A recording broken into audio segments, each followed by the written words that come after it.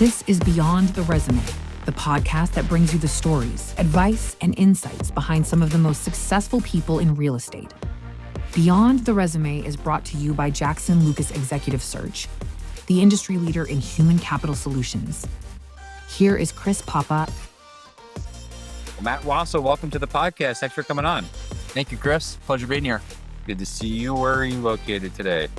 I'm down at my house in Monmouth County, New Jersey. So northern part of the New Jersey shore. What part of, I'm from New Jersey. What town in Monmouth? We live in Rumson and our office is up in Summit. So about an hour north of here. And my college roommate, one of them was from Rumson. Okay. Can't even think of his name anymore. Stephen Duff. I don't know if you grew up there, but. Stephen Duff. No, I don't. I know Duffy's, but not a Duff. And I think we might have talked about this, but my father was a Montclair State alum as well. So Okay. Where, so you're down there and your office is in Summit. You're with Saxum. Can you tell the world, millions listening about Saxum real estate? Sure.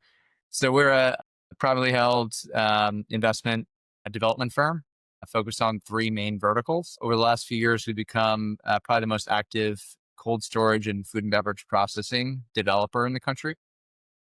Cold storage? Yes, cold storage. We've built about 4 million square feet or so over the last 5 years, call it, with another couple million in the pipeline. And so that's where I spend the majority of my time specifically. We also do a fair amount of dry industrial speculative development in kind of growth-oriented markets. That ranges between multi-phase, kind of large-scale projects in major distribution markets. So we have about a 2 million square foot plus project in El Paso, Texas, another almost 4 million square foot project in Jacksonville. So kind of hairier, longer-term multi-phase projects. And then the other side of our drive platform is it's more focused on shallow and mid-bay type of product, smaller tenants, giving them access to modern buildings, modern clear-out buildings where previously they were in second, third generation type of buildings. And those are all seemingly great asset classes to be in right now. I just had a dinner or drinks in Chicago with a guy and they're investing in cold storage. So I've been hearing that around a little recently. I guess what's the history? Like, have you always, where's the footprint? Is it national? Is it National. I missed our last vertical, which I touched less, but our housing vertical. So we've done about 2,000 traditional multifamily units over the last few years. And then we are increasingly focused on built-to-rent communities. So master plans, freestanding homes, giving younger families in most cases access to freestanding homes in good schooling communities, good demographic communities that maybe were unattainable or unaffordable on the purchase market. But yeah, we've been maybe give you the few minute version of kind of how we got to where we are. So we're about 12 years old at this point. Anthony Rinaldi, our founder, started the company moonlighting during his brokerage days with the investment thesis of transforming, kind of cornerstone, but functionally obsolete assets in New Jersey to modern, attractive type of office and mixed use projects. So think of towns like Summit and Montclair and Ridgewood, those types of train stop, walking focused type of markets where largely people were getting on the train to go into the city. Well, let's redevelop those in those towns and bring really cool assets to market that make people want to stay in town. As a matter of fact, one of my favorite stories of our early days is a marketing effort that we put out. There's a commuting ferry from just outside of Red Bank, New Jersey to New York, and it touches 5 or 6 different areas in New York. And we were able to slide in an advertisement on the C Street ferry that said skip the trip. And it was rent, cornerstone type of office assets in Red Bank. And it lasted all but maybe 3 or 4 trips on the C Street before it got flagged and said, you're basically telling people not to take our service. So anyway, I've taken that ferry. It's awesome. I mean, I don't know about doing it every day, but I took it once as like a tourist-ish, It's cool. I mean, the people that do it every day, power to them. There's people that are on the 6 o'clock ferry. It's not the shortest commute, but to get to their desk by 8, they're on the 6 o'clock ferry day in, day out. A lot of my friends do it. I tip my cap to them. I think I'd take my with traffic, 1.5 to 2 hour commute each way over being in that ferry line when the wind is whipping in January. Yeah, yeah, yeah. Yeah, I took it in the summertime. Different. But anyway, that was our first fund. All told, it was about 13 assets, some value add, some kind of covered land plays where we're building multifamily now. We only have 3 or 4 of those assets left, but ultimately, great projects. We're very grateful. It brought us together as a firm, but we really wanted to focus on ground up projects. So kind of 2019-ish hit, started to focus on ways to, get a little bit bigger in scale, get focused more and more on greenfield development. And we found 2 main areas that catapult us into that space. So became and continue to be active in the opportunity zone investing space. So several multifamily projects, a couple of built-to-suit projects on the cold storage side, then about anywhere from 10 to 12, I think, is the number of opportunity zone deals that we've done. And in doing so, got us focused outside of the market, came upon a cold storage deal in 2019. It was already a sector that we were focused on and studying, but really it was not something that had really ever gotten traction on the speculative side. One project had broken ground spec before us. We were the second project in U.S. history to break ground spec. Quickly pre-leased about half of it, but that started our journey in cold storage, and been fortunate enough to be a thought leader and really kind of volume leader in the space over the last 6 or 7 years. I don't know much about cold storage, so I want to focus on that a minute. I don't think we've had many people on the podcast who've invested in that. Can you what's the thesis behind that? Like, why is it so popular now? Haven't we always had to store things? Yeah. Cold. I think if you look at the easiest way to describe it from scratch would be to say, if you think about grocery stores 5 or 10 years ago, there was a lot more that was going on in the center of the grocery store that was not refrigerated. There's a lot of packaged goods. Now, if you look at the center of your stores, not only do you have the refrigeration on the outside of the stores, but you have 2 or 3 freezer aisles in the middle.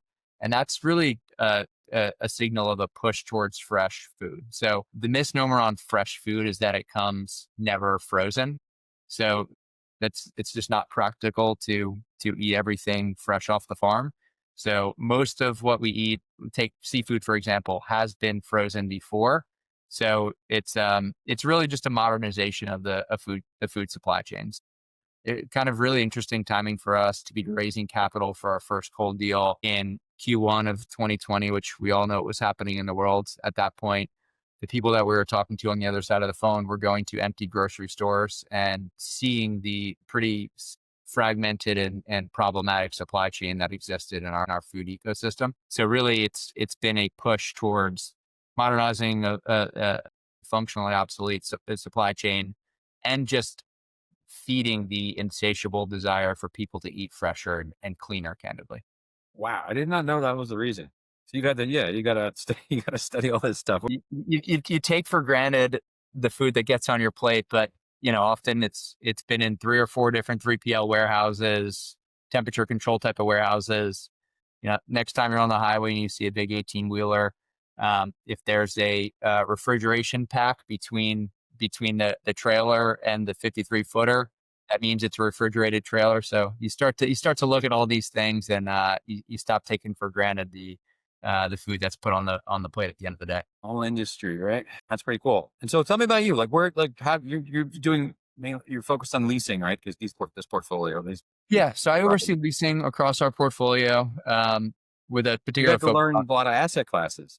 We are. Yeah. We've touched in our 10 or 12 years, we've touched every asset class, but really focused and verticalized the business in the last 3 years to focus on cold, dry, and residential.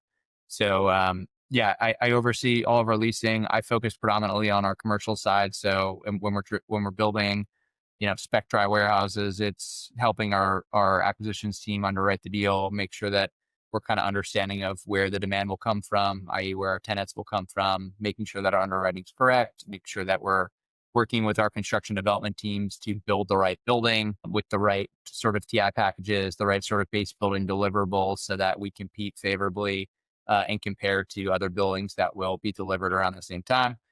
And then on the food and beverage space, the cold storage side and food processing side, we've done just shy of about 1 million square feet of spec freezer cooler space, but really our focus has shifted. And this is partially capital markets and partially how specialized these buildings are, but it's really tenant-driven type of development. So we're spending a lot of time getting in front of tenants, getting in front of food-focused brokers, making them aware of our platform, making them aware of the capital that we want to deploy in the space and our macro belief in the space. We've built everything from traditional cold storage to very specialized processing buildings. So for the most part, anything that touches food, we're comfortable building and comfortable investing in. What's a food-focused broker? There's, the number's growing, but historically, call it 10 or 15 brokers across the country that do predominantly food and beverage deals. So specialists in the cold storage and food processing space. So they're representing like ShopRite? Yeah. Well, the Walmarts of the world. I mean, what's kind of, for better or for worse, recently, probably for worse, but the two largest cold storage companies nationally are now publicly traded when Lineage went public last year. But they're looked at as the kind of the bellwether for better or worse in the industry. But plus or minus 75% of the cold storage world is handled via 3PLs. So Lineage, Americold, a company that we built for called Arcadia Cold Storage, US Cold. So for the most part, food processors focus on what they do best, which is processing food and putting it out there, and rely on 3PLs, cold 3PLs, to store their space, store their products, and get into the right hands. So as I said before, it often touches 2 or 3 different warehouses, multiple hands before it ends up on a grocery shelf or in a restaurant. I'm learning so much. Are these all net lease deals? Yep. Yeah. And they're so, what I was getting at before is they're so specialized. What we were doing when we were building spec was just the best possible educated guesses on a building that would attract the most tenants, right?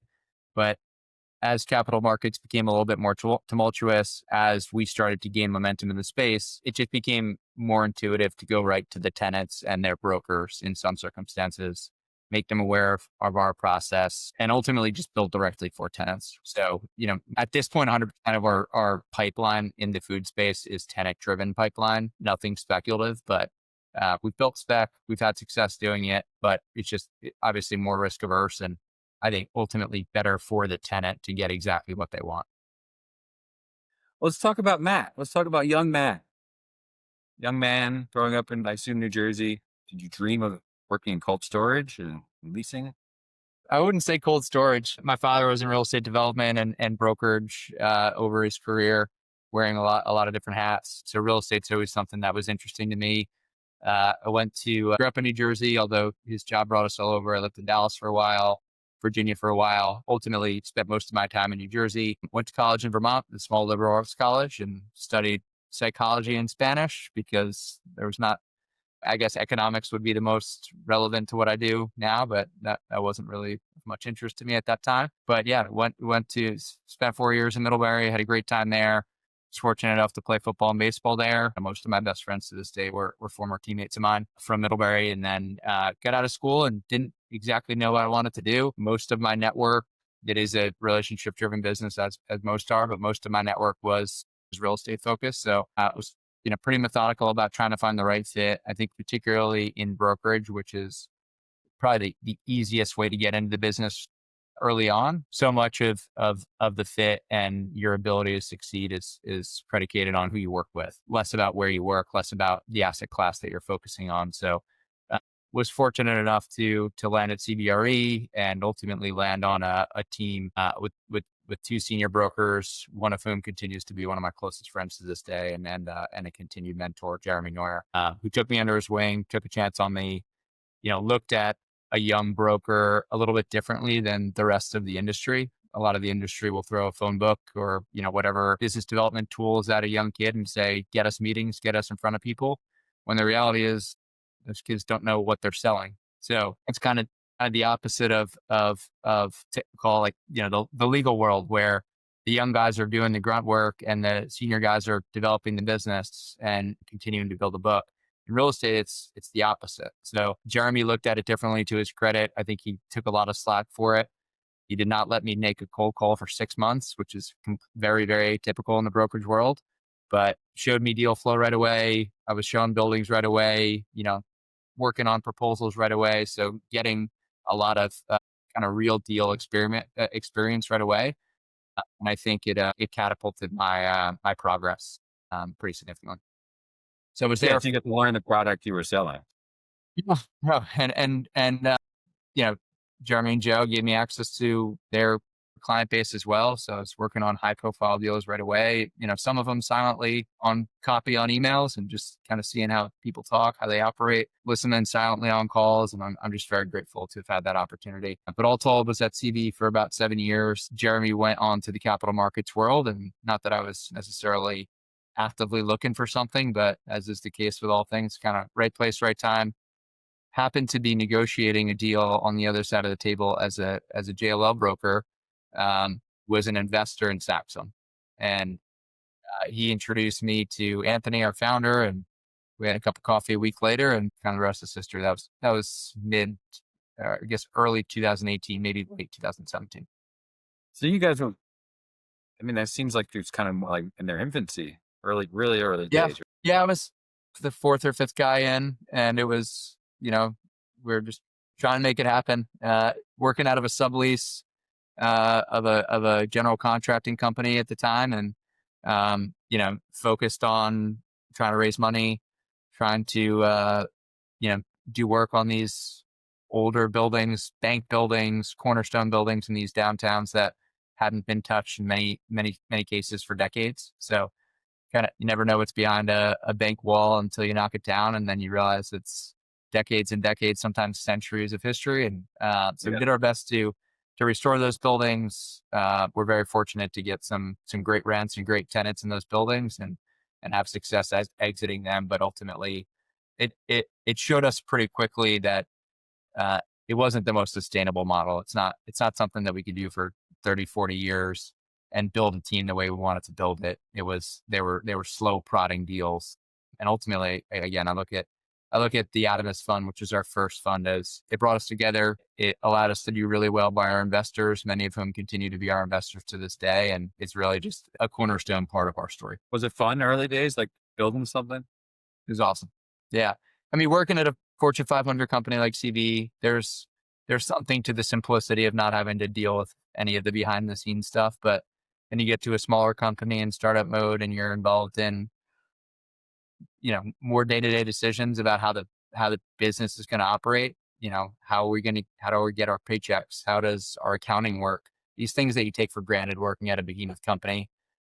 Ultimately, it's not what I want to do every day. I want to be focused on, kind of talking to people, making transactions, building our business. But it was a great kind of humbling experience on starting things from scratch.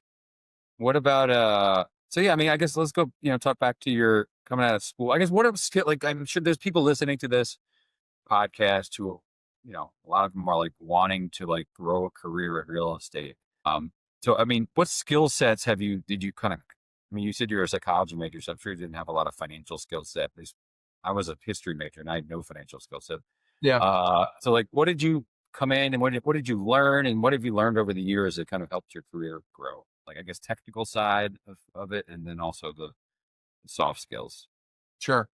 So, in high school, I was always a math and science person. So I wanted to I was focused on liberal arts to hone in on reading and writing and speaking more. I was was all AP math, sciences, et cetera, in high school. So I wanted to be a little bit more diverse and well-rounded. And honestly, Middlebury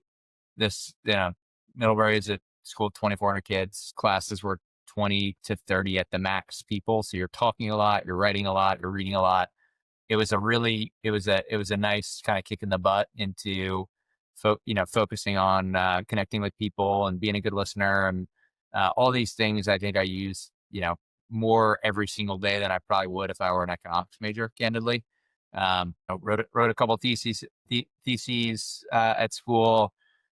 those are the types of experiences that make writing, a couple hundred emails a day pretty easy, honestly, versus the alternative was learning economics and studying economics. And it's not none of those principles you're really using in what I do. I'm a kind of a front facing person at the organization, business development focused, trying to get in front of people, build relationships, maintain relationships. To answer your question, yeah, I think on job training, like there's really not, as you know, a ton of real estate focused undergrad programs in the country.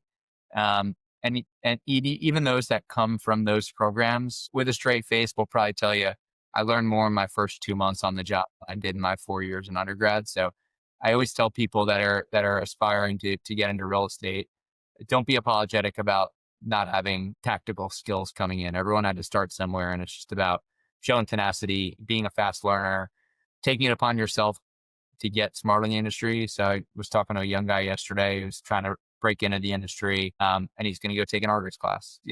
Not a cheap decision, but something that if you can make it so that that question in the job interview is not a check against you, it's a check for you.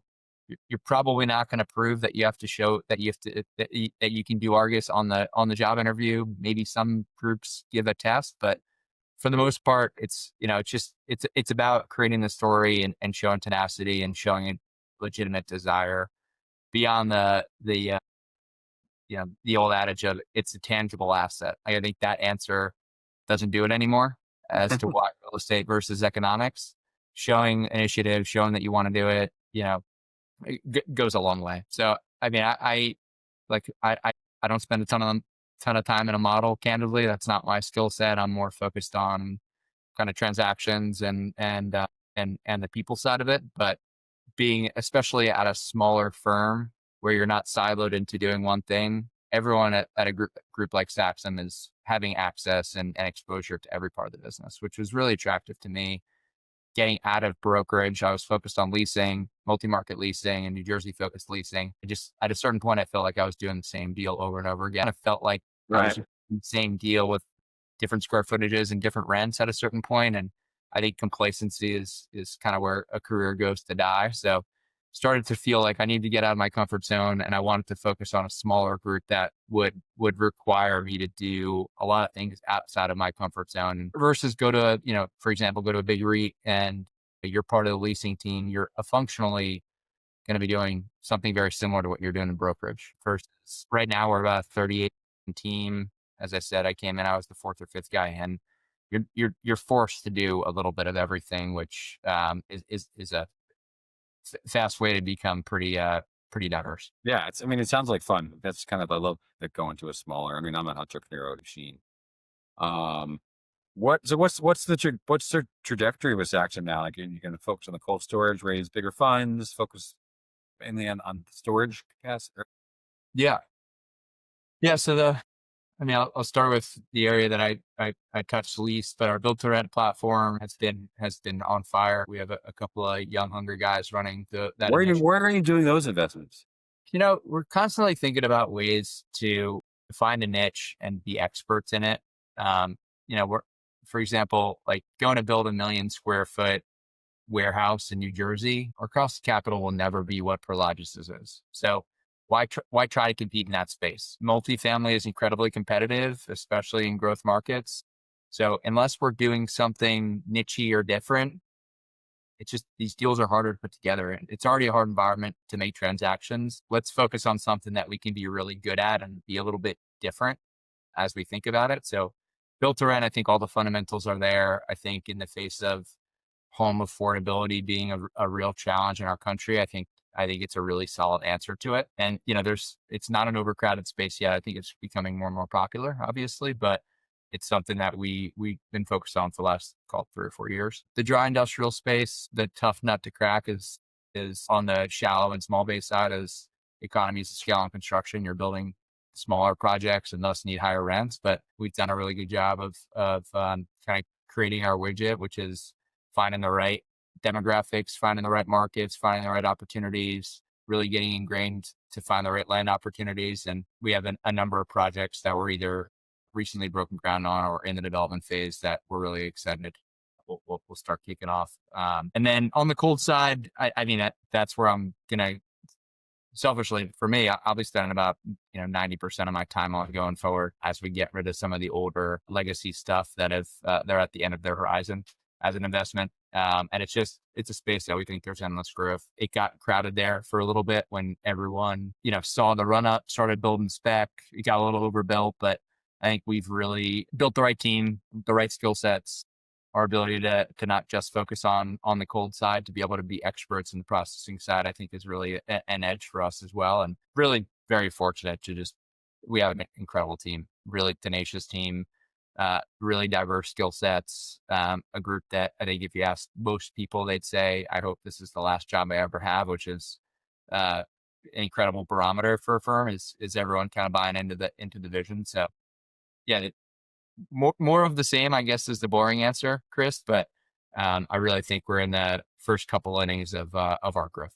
Yeah, that's awesome. I've seen you guys in the name everywhere, so you're out there for sure. Well, you said it's getting dark in New Jersey. Prepare to enter the sunlight, because you just sat on the hot seat.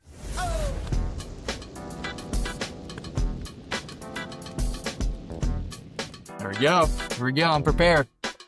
Good. All right. You know the first one. It's an easy one. It's a softball. Yep. Book or podcast rec? So I'll give you one of each. I like the All In podcast. That's a weekly listen. But I also have started to appreciate some of the more comedic podcasts that have done a good job of bringing, politically or culturally significant figures in. So the Theo Vaughns, the Flagrants of the world that are they're a little bit lighter than a traditional news podcast, but they're not. I love that one. He seems great. They're great. They're not just bringing in their buddies; they're bringing in real figures in our world today, and there's a little levity to it, but it's a good way to kind of stay current. Book, I'll give something that is not in the self-help realm, because that's probably the answer you get a lot. But I try to let my brain go a little bit with historical fiction or a fiction every now and then. I read A Gentleman in Moscow recently. Really interesting book about a guy who gets back in right after the Bolshevik Revolution and his punishment for not playing by the rules in Stalin's Russia. His imprisonment is a hotel versus, being killed, basically. It's the story of him, basically growing into an old man in this hotel, and it's really interesting. But the backdrop is Stalin's Russia in the heart of Moscow. It's a great read. That sounds really interesting. That sounds like something I'd like. Now, I know you're a busy guy. I feel like we work, especially now we're connected on phones and Zoom. There's no hiding. Like, what do you do do you have a routine that you adhere to, to keep yourself sane in the midst of all this stuff? Yeah. I mean, I did pre-kids. I have a 1 and a 3-year-old, so I'm in the chaos phase of life, but I was a very regimented, by choice, early riser, get to the gym, still be at the office by 8 or 8:30. Now I'm an early person by necessity versus by choice. And I've always been a big proponent of, I want to have a day before my work day. I want to have accomplished something. I don't want to just get up, grab my coffee and get out the door. So I'm usually up with the kids, and that's the right kind of grounding start of the day with a cup of coffee. And then I have a longish commute. So get in the car and usually to the office by 8:30 or 9, and there as long as I need to be. And then I think commutes are underappreciated. Like, it's a pain in the ass, right, to go to work, a long commute every day. 3 days is I used to do the commute, on Manhattan, but then also San Francisco, it'd go an hour.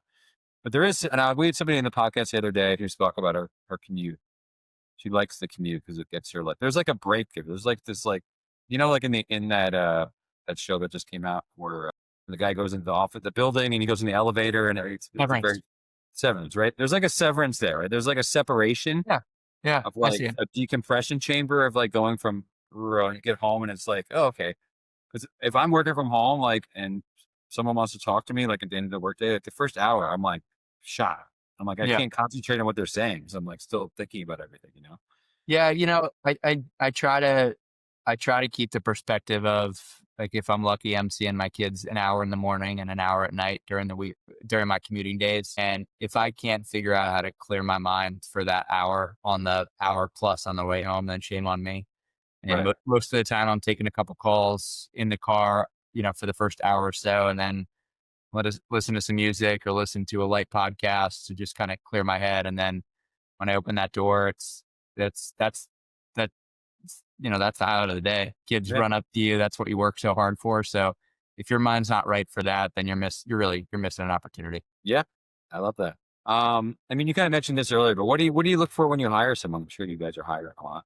Yeah. Yeah. It depends. I mean, we have a lot of different skill sets at the firm. We have, guys whose skill sets are project management. We have attorneys in house. It runs the gamut. I mean, for me, I'm very, again, kind of front facing with tenants and with brokers. So anyone that's going to work on my team needs to be personable, tenacious, needs to have listening skills. Talking skills don't exist without listening skills because you need to know who to talk to. So I think our culture is incredibly important to us.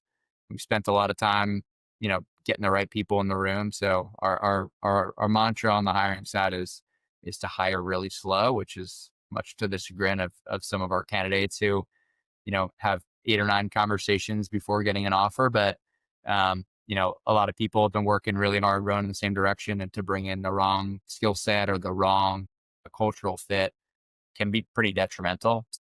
Yeah. Culture's everything. It is. So we focus a lot on that.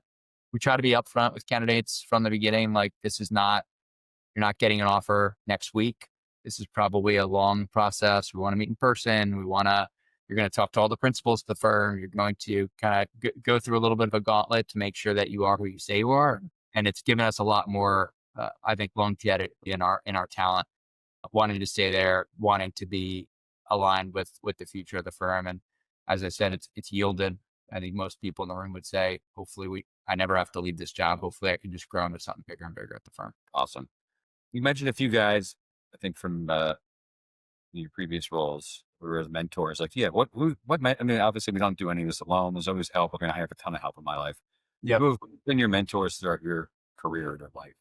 Yeah. So I mentioned Jeremy Neuer, now at JLL, formerly of CB and at Cushman before that. But just as good a mentor as you can ask for to this day. If I'm jamming up on something, can't figure out how to crack through with somebody or can't solve something, he's my first call in the industry. I'm eternally grateful for that. I'll skip over the standard, my parents for that reason. But I have an uncle who's built a great business, not real estate related, but I've always looked at him as a role model and someone who's just built something methodically, focused on relationships, found a niche, and has grown a pretty incredible business. So, always picking his brain and paying attention to the things that he does, the things that he doesn't do, the ways he carries himself, and definitely value everything he is. And then I'll give the fanboy, Derek Jeter. I'm a lifelong Yankees fan. Grew up in the golden era of the Yankees, and remember Jeter's rookie year. That was probably like one of the first teams that I really stuck with. So continue to be a Yanks fan, but if you grew up in this area, Jeter's your guy. I was so we're different generations. It's Don Mann and I. Mm-hmm. I have he's the only. I've had a couple of heroes. He's the only one I do. Like Bill Bradley was my hero. I met him at an airport. Met him. Very cool. It was an old guy behind me a couple of years ago. And I was like, you didn't look like Bill Bradley. He's like, I am Bill Bradley. But Mattingly, my dad at my New York office, we went to Mattingly's restaurant, got me like a plaque with a signed card and stuff from them. Very cool. Yeah. So I have that in my office in New York. Yeah. I'm a huge Yankees fan too. So as you can tell. Now there's another question that I didn't prep you for, and you can cut it out if you don't want to answer. But are you guys leveraging AI at all? I'm trying to figure out how real estate companies are using AI. Yes is the answer. I think a lot of people looked at it when it first started to emerge as like, how do I get out of writing emails, right? So that's like the easy way to do it. A better version of a search engine, that's another way. But I think we're specifically on my team really focused on trying to get AI to help me cull down our opportunities and like help us with the why when we reach out to somebody, and making sure that we're getting the right person on the business development front. That's really helpful. I think there's a pretty clear future on helping it, having it help you with site identification, laying out sites, that type of thing, where it'll always require professionals to check work, but at least kind of speed up the front end of the process on vetting certain opportunities. So that's what we're focused on. I'm coming from the brokerage world. It's hard not to kind of have my brokerage hat on as well, but watching some of the different brokers, build proprietary AI systems on their team to help with business development. I'm kicking myself that I'm not 10 years younger, because canvassing would have been a lot easier back in the day if all the front end stuff was being done for me. Yeah. But good. I mean, you got to excel in the era. But you could say back now. You can say back in my day. That's always fun to say. Well, Bill Bradley's your guy, right? You can't compare Bill Bradley to the guys of today. You have to compare him to his era. Anyway. Well, Matt, it was great to get to know you better. I know we bounced around a couple of times with dates here, but thanks for hopping on. And I love what you guys are doing. I see you guys everywhere. So congratulations. Thank you, Chris. It was a pleasure. Thank you for listening to Beyond the Resume, a Jackson Lucas podcast, where we take a deep dive into the career journeys of some of the top minds in real estate and equip you with the knowledge to move forward in your path towards the success you've envisioned. Make sure to like, share, and subscribe to Beyond the Resume. We're grateful for your support.